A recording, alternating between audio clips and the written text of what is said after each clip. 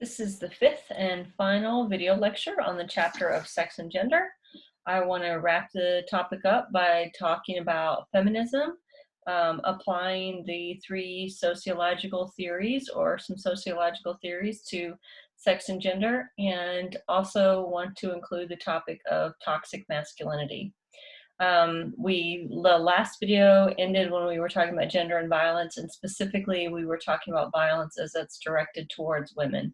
I don't want to forget that that violence is certainly perpetrated towards men as well. Most of the time that's within a heterosexual relationship, but certainly women can be abusive. There is a struggle, of course, in our culture due to stereotypes and gender norms that if a man is a victim of domestic violence, that it must be his fault, that somebody can't possibly be hurting him. But the bulk of domestic violence perpetrated against men is perpetrated by men against men. And our culture has very few places for men who are victims of domestic violence. We have women's shelters, we have animal shelters, but we don't have any shelters explicitly or exclusively for men. In the page, I have linked the phone number for the local crisis center. Our crisis center, the one that serves Riley County, Pot County, and all of those, it does take calls, crisis calls from men in domestic violence situations. And in fact, they do put men up in shelter, just not in the shelter that's designated for women. It's also, I think this is a nice place to talk about, and the last activity in the class is about toxic masculinity.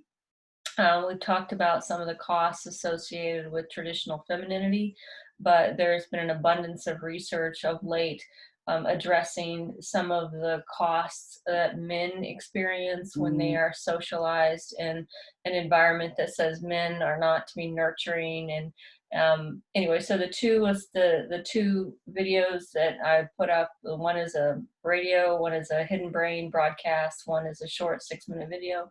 They're about the costs, the emotional costs to men and to boys when nurturing and emotional expression are exclusively in the realm of women, and that when women are given that prerogative and the only thing left for men is aggression. This is what researchers are observing, and we've talked about this at other points in the semester, is this is why men have such a high suicide rate, especially middle-aged men who have effectively abandon all of their social relationships, all of their friendships, in exchange for one romantic relationship. What happens when that female relationship ends, when they get divorced, when their partner dies, and men are left with no other relationships? Women, on the other hand, we're given a greater range of emotional expression because we're the more social of the species, the more social sex. We're given more opportunities, expectations, permission to have relationships with our children, with our girlfriends. And so women aren't paying the same price, if you will, in terms of loneliness later in life. So that's what those two files are about. Now I want to talk about feminism. Feminism has a dirty word in our culture. I've linked a little 6 minute, actually 2 minutes maybe, about the definition, what it means to say I'm not a feminist. But the question is so if we were together, I would ask you, do you consider yourself a feminist? And some would say yes, and some would say no. But then I might ask you, do you believe men and women should be equal?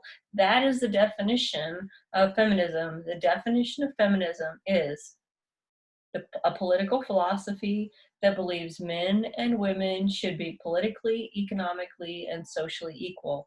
If you agree with that statement that men and women should be equal, you are by definition a feminist.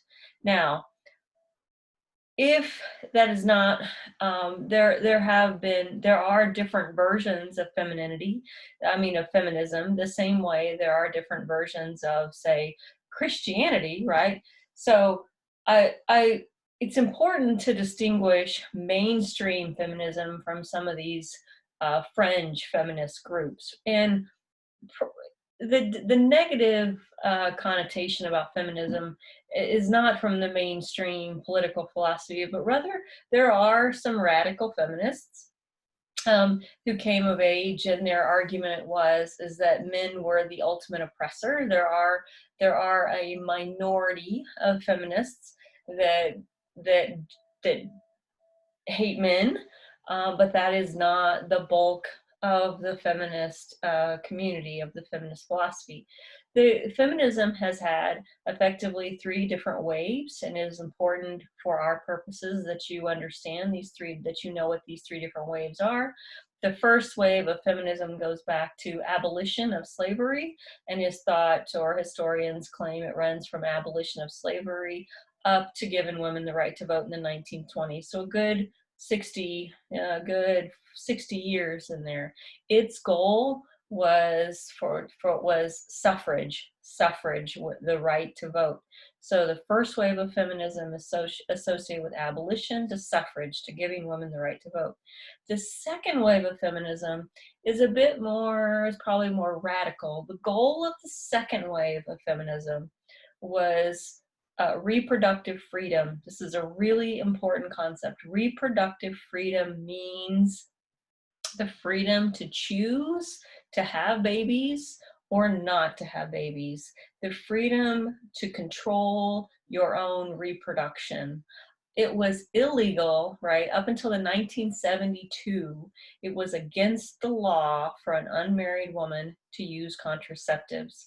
If she wanted contraceptives, she had to get permission from her husband or from her father. She could not. So if you think about any unmarried women you know who are using birth control or have an IUD, that they were criminals prior to 1972. 1972 was when women could attain some reproductive freedom. That was the goal of the second wave. Now, that doesn't seem so radical today, but certainly in the 70s, the idea that a woman could, that she could use birth control if she wanted. This is also where you have Roe versus Wade. A lot of feminists are discredited because of Roe versus Wade. Roe versus Wade is not pro-abortion so much as it says that women have the right, the constitutional right, to decide what to do with their body. That was the outcome. I mean, that was the goal of Roe versus Wade, is that the person who decides what happens to my uterus is me, and it should not be the government or my father or my husband. That's sort of the goal there. And of course, you have the radical ones that believe that men were the oppressor, and the only way that we would have freedom is if women had nothing to do with men. You have the liberals, which are not liberal like we think of liberals, but the liberal ones that wanted to change the law. It's also the second wave of feminism that are responsible for legislative changes that said a woman could initiate a divorce. Up until this time, I could not choose to divorce my husband. He could divorce me, but I couldn't divorce him. It's also the second wave of feminism that said it was against the law for my husband to beat me, that I was not his property. So we owe a lot of things we take for granted to the feminists. The third wave feminism, and I embrace a third wave feminist identity, says that is about redefining the gender roles. And here's the key. If women can decide how I want to do female, if I can decide to be very feminine or not feminine, that means that men have the same right. So the third wave of feminism is about redefining the gender norms and gender roles, not only for women, but also for men. And if a man wants to stay at home and take care of his kids, he is just as much of a man if he's working 60, 80 hours a week. It has nothing to do with his masculinity. It's a different way of being a man. And the same thing is true for women. In the second wave of feminism, if a woman chose to be feminine, if she chose to wear skirts and makeup, she was seen as oppressing other women. A third wave feminist says if she wants to wear high heels and every cosmetic product on the market, that is her prerogative. She can choose how to do female the same way a man can choose how to do masculine. The third wave feminism is about letting people be how they want to be. They can be feminine, they can do feminine however they want to do feminine, they can do masculine however they want to do feminine. It means I have freedom to choose, my husband has freedom to choose, my daughter has, you have freedom to choose, however, for women and for men, redefining those gender. The last box is simply about applying gender to theory, or sorry, yes, gender to sociological theory. The functional theory, as we've talked about many times before, says that dividing gender up serves a social function. Conflict theory says, no, that we assign that all the feminine ways have less status. We assign the weaker or the less powerful roles to the less powerful sex. That's how we keep women in that position. And then the human capital theory says that the reason that we have this social inequity in society is because women have chosen, that we choose the less the roles that have less social status. So the human capital theory says the reason that women don't make any money is because they're choosing to be mothers instead of choosing to be workers.